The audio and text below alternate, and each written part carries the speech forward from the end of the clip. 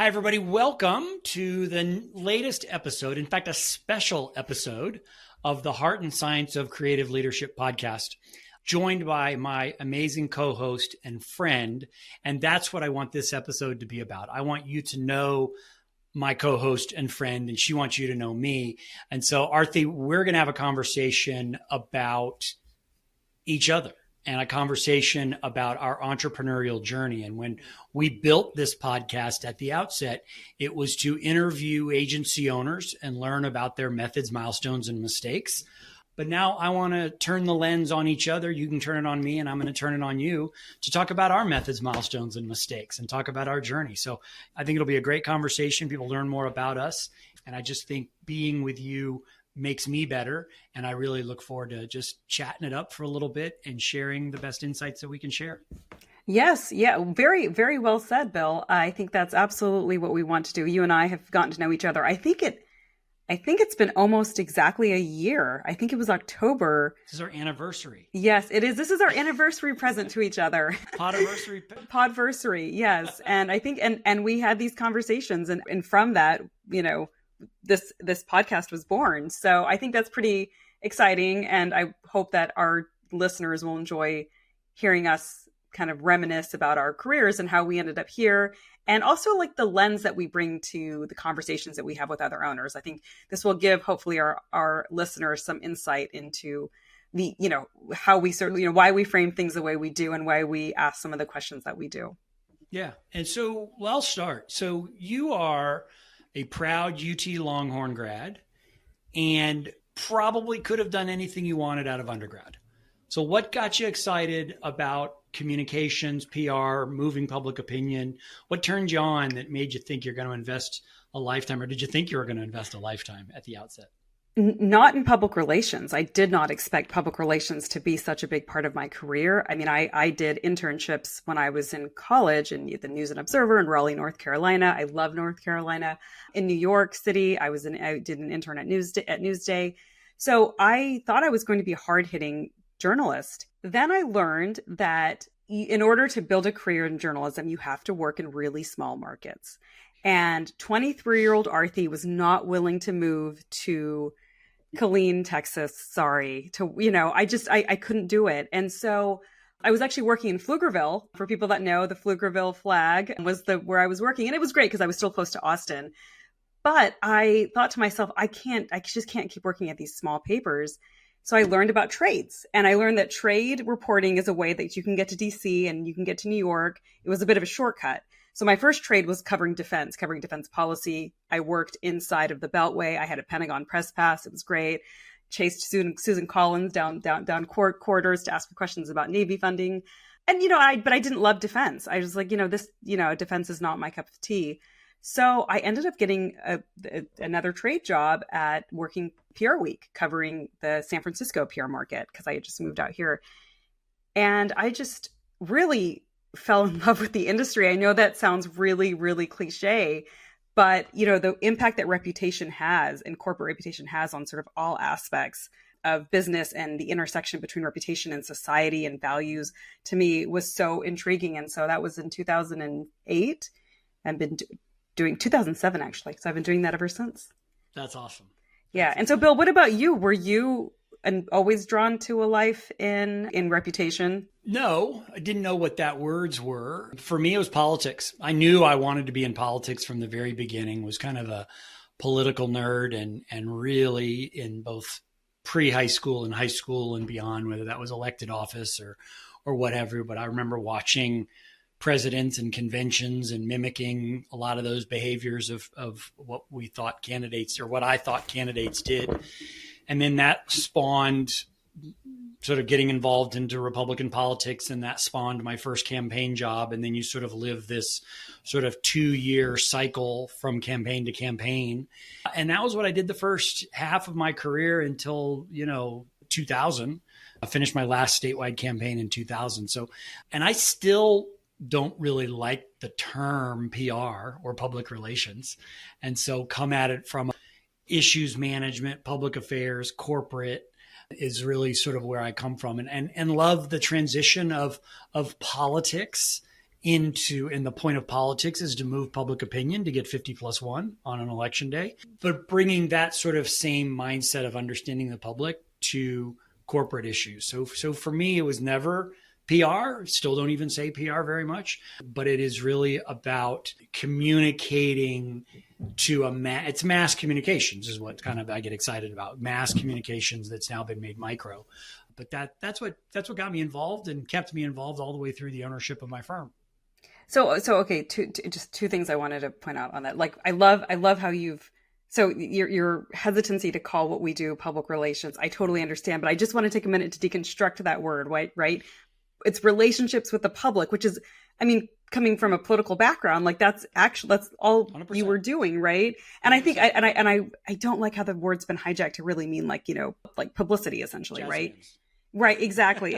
And also, Bill, I don't know if you and I both knew this, but we are both political nerds. I was like 14 years old. Like I volunteered on the Ann Richards campaign of stuffing envelopes. I couldn't vote, but I cared deeply about that election. And Bill Clinton, I was obsessed with Bill Clinton. And I know we were probably on opposite sides of the political spectrum in the 90s, but I found him to be really interesting. I found Hillary Clinton to be very interesting, but I didn't know, for me, at least, a path to how to build a career in that. And so that's why I think I was drawn to journalism instead. So I'm just curious a little bit about like how did you sort of build that pathway for yourself? Did you have family in politics? Did you know people in politics? Yeah. So before I was born, my dad was mayor of our small town. Upon my birth, he decided not to run for re-election. And my mom, also prior to my birth, ran for city commission. But both of them were very politically active. My mom ran a drug and alcohol abuse treatment program, and the thing she did best was fundraise. And the way you raise money for a public institution is be a lobbyist. And so she learned really fast how to be a lobbyist. My dad ran a trade association. And so after he did radio, he then worked for a trade association. And so also very active. And so there's this very pivotal moment that I remember where I was working in the Florida legislature. I ran the caucus, the Republican caucus. And my dad was there lobbying on medical issues. My mom was lobbying for funding. And I was helping people plan their reelection campaigns.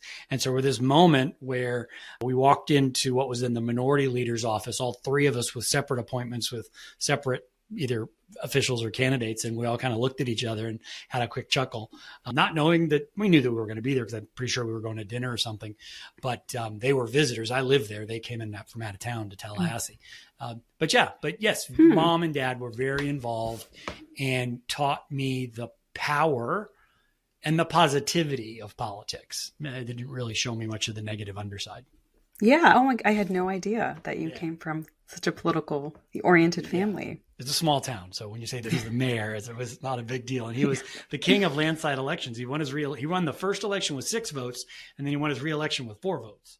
So maybe that's why it wasn't me. Maybe that's why he decided not to. Oh, he was like, he saw the trend lines. But 6 votes was a big deal in that small town. Wow, that is a very small town. Yeah, so that was pivotal. So for you, obviously, defense industry, chasing Susan Collins, and then you get into the trades out there. Is there a moment that you look back on as like, yeah, that was a thing. This is the right thing for me? When I was first working at PR Week, I thought that it was just going to be a stepping stone, and then I would go back into like NPR or something like that, right? I was going to go back into sort of mainstream business media. And I remember I actually went on a job interview, and it's sort of an NPR affiliate, but it was doing much more traditional business reporting. And I was on this job interview, and I was talking about PR and the PR industry. And I almost sounded like someone who was on a date with somebody new, but was still like pining for their ex. And I realized at that moment, I was like, oh my gosh, I love these are my people. Like I have actually found my people. Mm-hmm. And I think at that moment, I decided that if I were going to take another job, I would actually go into the PR industry as opposed to another job in journalism. I was so intrigued by what not only like what they did, like the power of persuasion as someone who considered law school, like the idea of persuading people has always been really compelling to me. But also like the mechanics of how agencies are run, I found that to be very interesting. And I think that's why I was always drawn to agencies and agency owners and talking to them. Well, of course, I love a good in-house communicator. I have friends with so many of them, but I wasn't drawn and pulled to them in the same way that I was to agency leaders. And I just thought the pace and how dynamic and how fast moving and agile you have to be in an agency environment, to me, I thought was just like I could feel the adrenaline when I was talking to them. And as someone who I enjoy deadlines, I enjoy the rush of, I've always enjoyed the rush of journalism. But at some point with journalism, I did start to feel a little bit like I was writing about what other people were doing. And it's, and I didn't feel like there was as much strategic. It wasn't as fulfilling for me strategically, but I'm just going to caveat that by saying, so I did go to an agency and I spent 3 years at a tech PR agency, a boutique agency. And I loved it because it was a boutique. So I just remember at one point, the owners were like, we just want you to just write your own role and just figure out what you want to own. And I ended up owning sort of analytics when I was there, analytics and some amount of media relations. And I really I just sort of built something entirely from scratch that didn't exist there already. And it was really fun. And at that point, I knew that I always wanted to work at really small organizations where I could sort of have that level of sort of entrepreneurial oversight. And I was actually planning on staying agency side, but then people on this podcast may be aware of Paul Holmes. He had reached out to me about a role at what was then the Holmes Report. And at the time I thought, nope, I'm not going back to straight journalism. And then when he and I met, he was like, no, I don't want you to do straight journalism. You need to build something in North America that's revenue generating. And I think his exact words were, it needs to be at least cost neutral, in the first year. And then eventually needs to be, cash flow, it needs to be positive. And and then I was like, again, it was that same, oh, I get to build something mentality. And that's why, I ended up staying there for 10 years. So that was kind of how I built. What about you? When did your entrepreneurial side come through? It's a great question. I've thought about that a lot. The legal and banking answer is that after a campaign in 1995, I went to DC and started a lobbying firm, and I had 5 or 6 clients. And so that was Coletti Resources is what that was back then, which now sounds like an oil and gas company, but resources meant other things. And so I was an entrepreneur then, but I never really wore that coat very well. And so soon as 1996 came along, I bailed and went and did a campaign again. And so that didn't really, so kind of bailed on that pretty quickly. But then it was when I left H&K and had to and forced me to what am I going to do? So I did a failed startup with some guys. That was when I learned that partnership has to be perfect. Partnerships are hard. And then I went and did Kith and started my own thing. And so I don't really think I've ever had an entrepreneurial bug. I talk to so many owners that are in an agency now, and they're like, I know I can do it better. I need a vehicle to deposit some client checks. And so I said, let's just start a firm. And then my accountant said to me, you probably need to name this thing. And so then someone said, you probably need a website. So it was not like a deep-seated, let's go build an agency because I've got a better mousetrap. It was, I need to figure out how to, not quite as dramatic as feed my family, but I need to figure out a vehicle. And so let's roll with this. So that's where it all started. A little bit of necessity. But once you did it, had you pretty much decided you would never go back? Yeah, well, it's funny. I interviewed while I still owned my own firm, interviewed for 2 jobs. One, a very prominent PR firm, I'm blanking on their name, in the New Jersey area, founded by a gentleman very active in Democratic politics, Michael Kempner, I guess. Yes. Yeah, so I interviewed for them. And I just remember, because I always thought I interviewed well, I was just flat and wasn't in it. And it was obvious that I wasn't going to get that job. And I interviewed with the CEO, or made it to 2 or 3 rounds to interview with the CEO, but I just didn't want to do it. And so it took me a while to say, I'm out. I'm never going to do it again. But I started embracing some entrepreneurial behaviors. And I've kind of said years ago, I'm kind of like a feral cat. I kind of can never be brought back inside. I wasn't a particularly good employee to begin with, but then once those behaviors matched with some of my entrepreneurial thinking, I never wanted to go back and really wanted to make it on my own. Okay, I know. I'm just going to ask you one more follow-up question because I'm intrigued by what you said. You've never been a good employee. So can you elaborate on that? And then how does that shape the expectations that you have for people that work for you now? Yeah. So there's a great anecdote about that. So it's at H&K. And so for those of you who don't know, Public Strategies was a small, innovative, but fast growing public affairs firm based in Austin, Texas. I ran the Florida office and then was asked to come to Austin to join the management committee. And so I did that. We then got acquired by H&K. And so the PSI management style and the H&K management style were very different. I mean, I was the management group at Public Strategies. But with WPP and that, I had to be on calls and had to defend a budget and had to defend, P&Ls and things like that. And just, kind of like sing for my supper. And I remember this I don't need to mention the names of those involved, but I remember sitting on a conference call with folks in New York and Austin talking about my P&L. And I just hated oversight. I hated people looking over my shoulder. And I was like, just look at my outcomes. And someone on that call said, well, Coletti, seems like you're doing everything pretty well. It was like a icebreaker chitty chat on the first minute.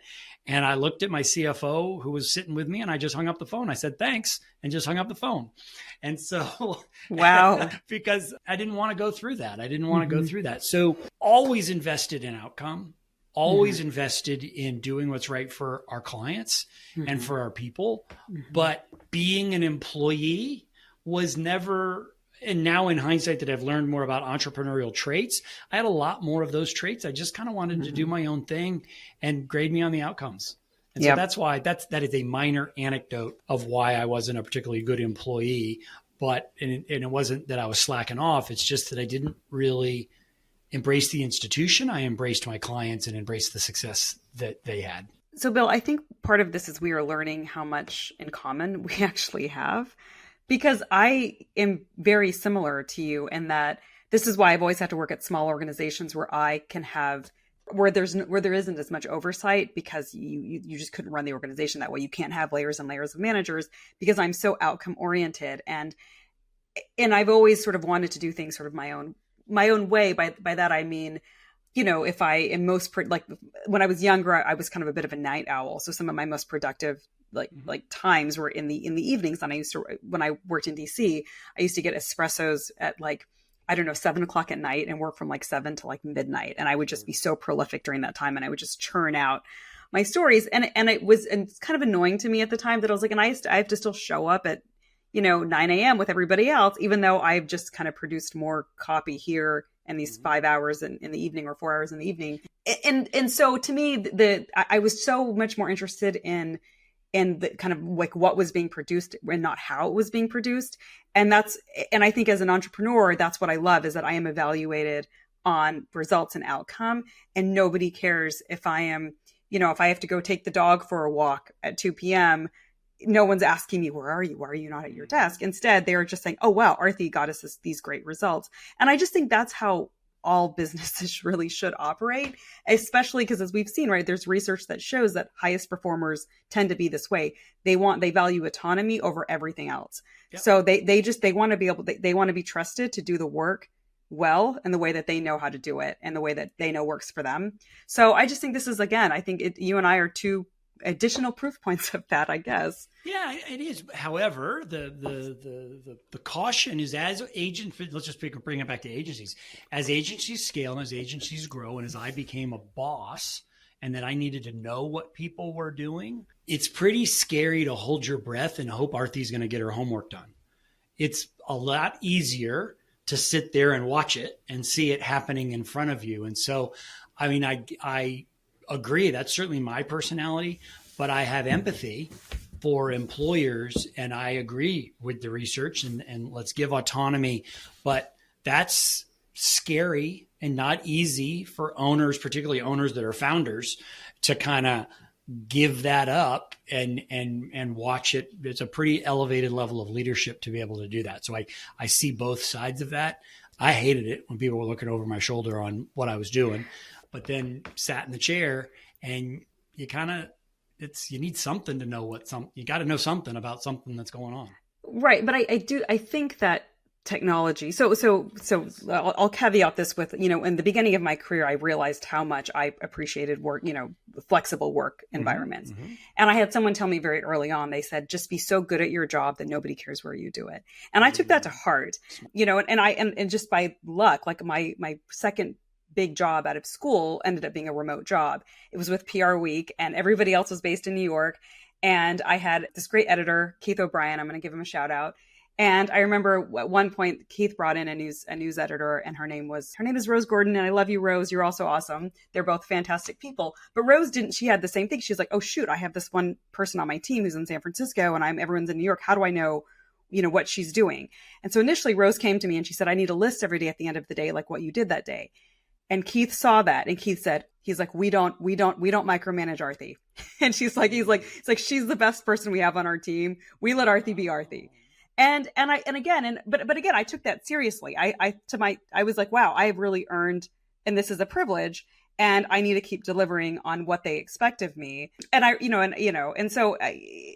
think, but having said that, I do think that times have changed. And I actually, when I worked at the Holmes Report Provoke, I managed a team and we were all remote, and it was harder for me to see what was going on.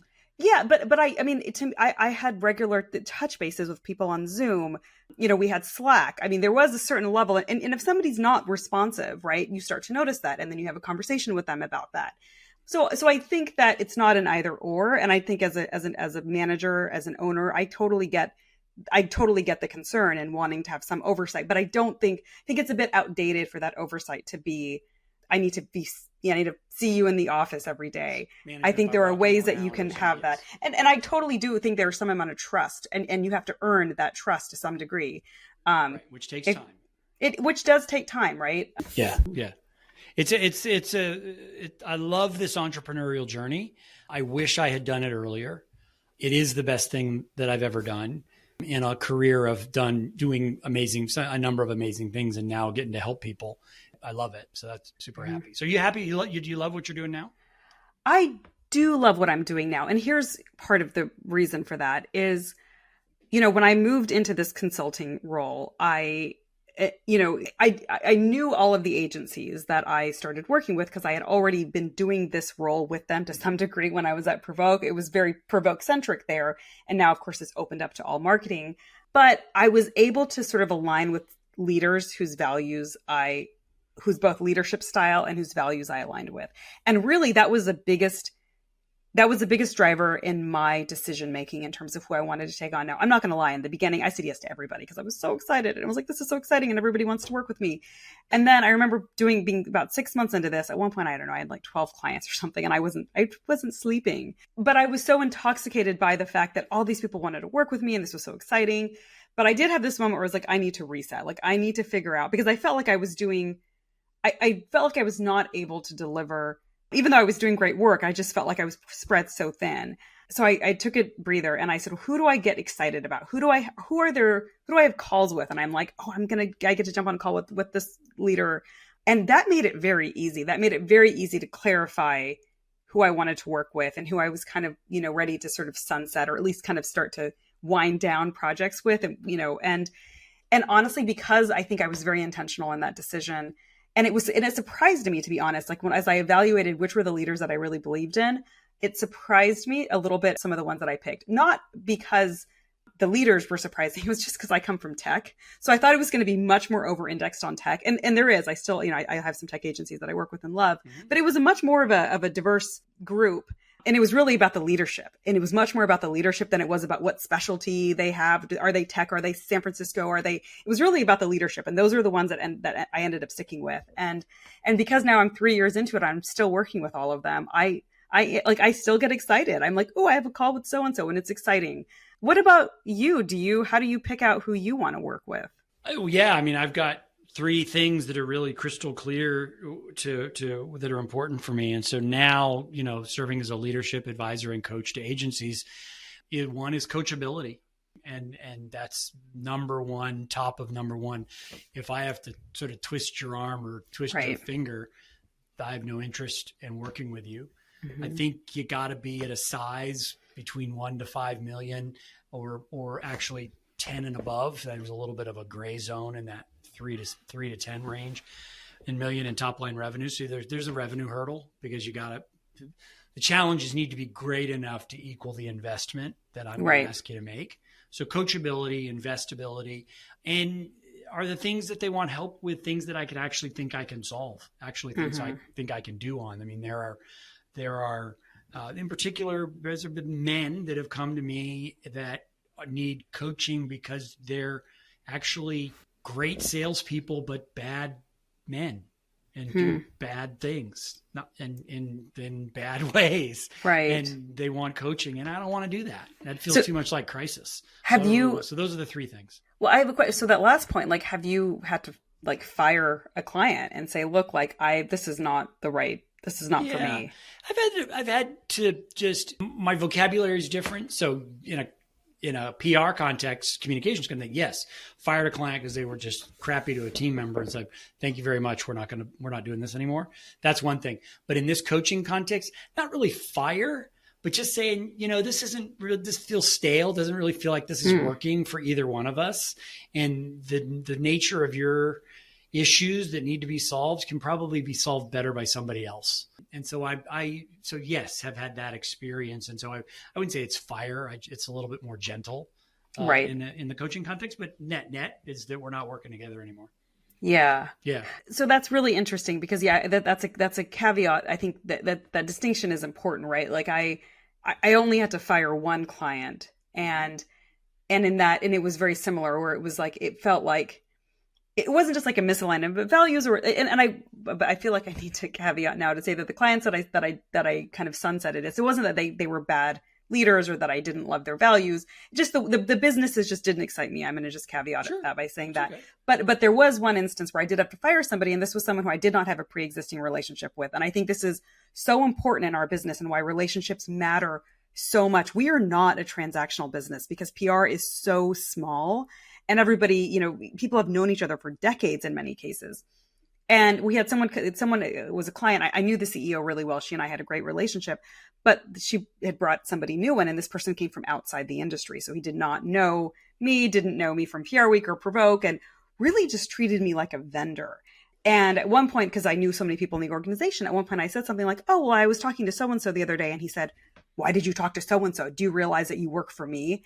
And I pretty much knew at that point that this was not going to work. Like this was not going to be a collaborative relationship. So I very gently told the CEO a very similar thing. I said, look, I don't think that this is the right fit right now. Maybe we can revisit this later. But I think people that don't come from our industry don't realize how much relationships matter. No, relationships matter. I think other industry. I mean, I did a lot of food and ag. They're pretty relational. There's 4 or 5 big companies and then an adjacent satellites I think there's a lot of that's there. I wouldn't know if I'd call him a mentor, but when I was running campaigns, the guy that did most of our TV commercials, so in effect ran an agency, probably the first agency person I was ever really around, but didn't really know it at the time. And he just at a dinner or something like that told me about this concept of, it's a little bit crass, but FU distance is that you kind of get to a certain size and space where you just say F you. I'm just not doing this. And he had candidates that didn't pay or candidates that didn't like his ads or whatever the case may be. And at the early days, he have to suck it up. But then at some point he got FU distance and he just was able to say, screw it. I'm not gonna move away. The sooner you can get to FU distance, the better off you are. So here's a question I have is like, where is that FU distance? Because one of the reasons that I have made some choices that I've made where people have told me, oh, why don't you hire? Why don't you scale? And the reason I don't want to do that is because the bigger I get and the more that people are depending on me for their livelihood, the more that I can't have FU moments, right? I have to just suck it up and figure out how to make a client work because I don't want to have to lay off the 3 people that I just hired. And I wonder, does that ever go away, right? Because even as you grow, yes, the money may be, the revenues go up, but so do the costs, right? Because if you really want to scale, you have to make those investments in people and, other kinds of overhead, and infrastructure, right? To thrive. And that's actually been my fear is if I grow, that I would lose my ability to walk away from people and say, you know what, this is not for me. Yeah. A couple things there. First of all, that shows your humanity and thoughtfulness as a leader. All right. So that's the first thing we should acknowledge. The second thing is anybody that's played that card, including myself and that guy that I was talking about, even if they weren't really ready for it, over the long term, they always say it was the right decision. It's just like anybody in a bad relationship. This was the hardest thing I ever did, but I'm glad I got out of it. And it was the best decision I ever made. Or a bad job, or any sort of toxicity that someone has in their life. It's costly, it's expensive emotionally, physically, and also, to your point in that hypothetical, it's also expensive because it could be payroll. Right. But I could easily argue the economic impact on this hypothetical firm that you just described could easily articulate the emotional cost that would be bringing if it got so bad where you as the principal had to fire the client, and that the benefit that would come knowing that you're the leader that makes calls like that. I could easily draw a financial equivalency that this $10,000 a month or 50 or what, pick the number, $50,000 a month. And you go to your team and say, I did this, and here's what we're going to do in response. Maybe take a reduction in workforce, or maybe take a pay cut, or maybe we're just going to hold our breath, or maybe going to dip into my savings, whatever. Right. Everybody I know that's made those hard decisions in a relationship, in friends, or in business never regrets it. Never regrets it. So making the hard choice. Well, let's talk about, okay. Now we're just geeking out on agencies for a minute, because I mean, that's the beauty of independence, right? And that's what any independent agency owner will tell you, that they retain the power to be able to. They can do, right? And they can say, you know what, I'm going to dip into my savings. I'm going to cut my pay. But when you, to our point about oversight, like when you report into, especially a publicly traded holding group, you lose that. And I think that's maybe why we've, I mean, I guess none of the owners of the publicly traded, or very few of the owners of the publicly traded holding groups are still the CEOs, or, Yeah. That's totally true. And that's scale and size. And we've talked about this as that sort of performance lifestyle, a little bit of big holding versus, or big public companies versus the independents. It's a really screwed up environment. So whatever got client A and agency B and employee C in a situation that caused them to fire the client, if it's a firm of 5 people or 5,000 people, that toxicity is real on employee C. Yeah. And there should be no standard where that's acceptable. Right. Even in your context of share price. Yeah. But I'm wrong. I'm not right in that context. Right. I mean, it's like, I mean, as we've heard from many people, how they've had to flee some of these big agencies for that reason. So let's apply something that we talk about all the time to our own professional lives. Lifestyle versus performance, right? This is something we ask every agency owner. Are they building a lifestyle agency, one in which, they can exactly as it sounds, and I think everyone listening knows what that means, or are they building a performance agency, one that they're ultimately looking at an exit that probably involves an acquisition of some kind, or some sort of, third-party investment as well. So would you say that your career is has been built more as a lifestyle, or as a kind of more of as a performance metric? So you threw me when you said the word career. So if I look at from college graduation to today and put markers L or P on each year, meaning performance lifestyle, I have more performance years than I have lifestyle years. If I look at what I treasure and value today and for the past 5 to 22 years before COVID, whatever that math works out to be, 4 years, 5 years, it's all performance. Or it's all life. So it's all lifestyle. Excuse me. It's all lifestyle. But the way I talk about it, and in our breaks between season 1 and season 2, I've thought about this a lot because we do talk about it. I'm creating a performance lifestyle because that's what I want. Right. I want a performance lifestyle. And so the growth for me is I took 12 weeks of travel last year. Can I do 16? That's my performance metric. Yeah, right. I have got my body weight down from a very tubby 235 to now a 215. That's a performance metric. Yeah. Related to my lifestyle. I invested a year to learn Spanish. And, we won't measure the metric on that, but I love the experience. Right. I love the experience of that. So I am trying to engineer a performance lifestyle, and my firm, the work that I'm doing now as a coach, is directly related to that. I want to serve as many people as I can, but I want to do it within the boundaries of effectiveness, first and foremost. Efficiency is the second most important thing on that. So I will say performance has been the goal of my career, moving up and bigger, more greater responsibility, and have the resume to prove it. But now made a lifestyle choice, but now I want a performance lifestyle. So we talked about this a little bit beforehand, and I love how you are applying like lifestyle metrics, but like evaluating them the way you would evaluate sort of a performance, agency, so to speak, or a lifestyle. Anyway, I think this is an interesting, and I think we're going to have to borrow the way you position that and maybe use that to talk to some of our owners in terms of how they evaluate their own success.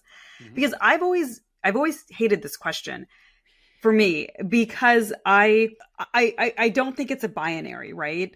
And I did learn, but I will say my one knock against building my career in sort of in that performance metric is when I lived in DC and I worked at, it was an organization, it was a great organization, Inside Washington Publishers. And I would say you would know about the names of about half the people I worked with today, because it was for ambitious young, like, journalists. I mean, my colleagues are folks like Manu Raju, who now is sort of a staple on CNN, right? Yeah. There's a woman that was, I think, Ann Flatterly. She was at the Washington Post and USA Today. I mean, it was really where you went and you built a career in DC. Nice. And I got there and I realized that's not what I wanted. And I realized what that would take. And I just didn't want to sacrifice so much of my own well-being and my own, nutrition and being able to stay healthy and sane. Because when I lived in DC, the expectations as a journalist, we did work till 9, 10, 11, sometimes at night. And it was nonstop, right? So I was there and I thought, you know what, I want to do really good work. I want to be successful. I don't think this is the path for me. So I had friends who lived in San Francisco and they said, you should come here. It's a little bit, the pace is a little slower, but you can still earn, good money and still like have great career trajectory. And I ended up, so I came here and I still kind of had this 2-tier system in which I evaluated myself. Was my career growing? Was I hitting all my performance metrics? Was I getting all the promotions I wanted? But was I also getting enough sleep? Was I also being able to be active? Was I also being able to eat nutritionally? Like those things, I feel like I built my entire career around prioritizing both of those things. But what annoys me is some people think, oh, well then, I'm very ambitious.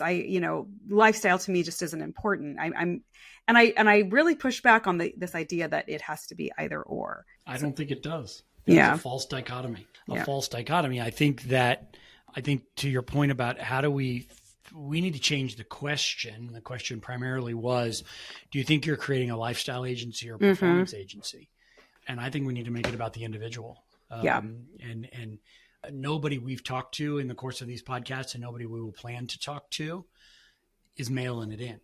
Yeah. They're working hard. Right. They're working hard. Absolutely. But maybe they're doing it with guardrails and boundaries that are not measured by commas and zeros. So I think it's still a valid question, but I think it's really more about the individual and the way we think about it. Yeah. And I think, right. And then, and how that, what that means for staff, right? And what that means for how they're building their teams. Yeah. So, okay, maybe this can be our closing question. We've danced around about mentors quite a bit. So is there any mentor that you want to call out, Bill? I have a very positive recency bias where I am sure that Dale Patchett was the Republican leader in the Florida legislature, sadly passed away tragically on a cruise of a lifetime and got medevaced. And I just went to his funeral service in Tallahassee. Oh, so sorry. Yeah. And never thought he was a mentor, but he gave me my first job and gave me lots of wisdom and gave me lots of perspective. But I would say there are people today that I get coaching from that I view as mentors. I think, just in our relationship, you've brought things to my mindset that are mentor-like that I really value. And so, no, I can't say, Mr. Watson, my first boss, was the guy that taught me how to tie a bow tie or whatever the hell. Right. Right. I don't have that example. Yeah. You know, my dad was always a great resource for me. My mom was an amazing resource for me. Being around, just to take this a little bit deeper, I was around elected officials. And one of the reasons I left politics and left the legislature is that if I said to myself, and I've said this out loud before, among the Republican caucus, I think there's 55 members of the Republican caucus, there were 2 of them that if I had a big life-changing decision, like should I marry this woman or should I do this or that, there's only 2 of the 55 that I'd really respect their opinion. Now, I was stuff that I shouldn't have necessarily seen in those times. But I fall victim to recency bias. Right. There are these coaches that I have. There are people that I'm always trying to learn from. But no, I don't have like the guy or the gal that shaped the arc of my life. Right. That I can think of. I'm sure I did, but I don't have it. You? I think this idea that there's just one person. We're too complex. We're too complex, right? And the longer you've been doing, you and I have been in our careers for a while now. So it would really be really hard to whittle it down to one person. I think it's that trait, right? Like and for me, I always found that people have tended to have high expectations of me. And that sparked in me is like this, I want to meet someone's high expectations of me. People that have low expectations of me, I tend to almost dismiss. But I mean, I can think back as far as college, and I remember there was a professor who's actually kind of notorious, Bob Jensen at University of Texas, and he used to call me Dr. Shaw, and used to be like, Aarti, I don't know, I just think of you as like one of us. And because of that, I showed up for Professor Jensen's classes in a different kind of way. There was Rusty Todd was another one. He loved my work, and other students would come to me and say, Rusty Todd was talking about how great your work is today again.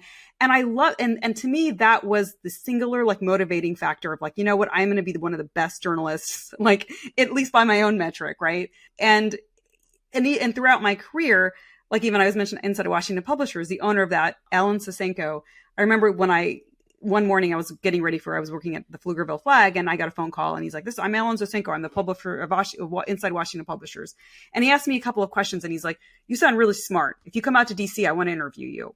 And again, it was that same so I guess my lesson here is like really believing, not only believing in people, but having high expectations of them. I think people would be surprised at how much that really motivates people, because you don't want to disappoint somebody once they've put some faith in you. And I think that's how I operate now, even when I have, I work with junior people, or I have people that sort of are reporting into me for various projects, is this expectation that they will be amazing. And then, of course, sometimes they don't meet that, and then you have to have conversations about it. But I think assuming that people want to do good work or are capable of really good work is kind of my lesson from that. Yeah. So who are you a mentor today? Who do you mentor? So actually, I have junior people that I work with. In fact, there is actually an intern that I work with at one of my agencies, and she is a superstar. Like, she is so smart and gives me a lot of faith in this new next generation. And I sort of have taken her a little bit under my wing in terms of getting her, helping her, and especially, areas where maybe she does need a little bit of guidance. But in terms of, like, I guess in some ways sometimes I mentor the CEOs that I work with, right? Like, they, in the sense that it goes both ways, right? But they want to hear from me kind of what I'm seeing in the industry. I don't know. I think mentor is a weird word, right? Like, what do we mean by that exactly? Does it have to be somebody who's junior, or can we just, like, Bill, do you and I mentor each other? I don't know. Do we? Maybe. Yeah. Right. Like, yeah. And for me, I'm trying to be intentional about it, and I am turning it on the boys in my family is who I'm trying to be super conscious. I mean, I love my girls. I've got 3 daughters, and they're awesome, each one of them. But I'm really trying to be intentional. I have this, my wife makes fun of this phrase. I have a passion for men, and I particularly have a passion for emerging men. Yeah. To not get into this bro-y BS. So I am intentional about mentoring the men, young men, and there's 3 in my family and one a little bit further behind, but that I'm trying to spend an abundance of time with. Bill, this has been a discovery. This has been just a journey of like discovering about think commonalities. So as a mother of a son, I am hugely concerned about the bro culture and this pipeline that these boys are. I think it starts with Mr. Beast and then it sort of goes from there. And I had no idea that this is something you cared about as well. Like we've been watching 80s sitcoms with my son because I think some of the dads and some of the like Alex P. Keaton, I think are great role models that don't exist today. No, they don't exist. And we've been watching because my son is very economically minded. And so we're like, here's instead of Mr. Beast, look at Alex P. Keaton, who I think brings a lot of heart and humanity to, and also Michael J. Fox is just great. He's a treasure. Lots to talk about there. Yeah. So yeah. I think it's important. I think we have to look behind us and make sure that people are keeping up. And so that's really important to me. And then there are a few owners that can't quite work with me that I'm trying to help. They're not quite there yet, but I really care about them as people. Yeah. So that's my sort of take on that. Yeah. Well, we covered a lot and learned a lot. I think a lot about each other that we didn't know. We did. Mm-hmm. And I think it's not, as I reflect on this conversation, it's not just self-congratulatory that you and I, yay us, we got a podcast.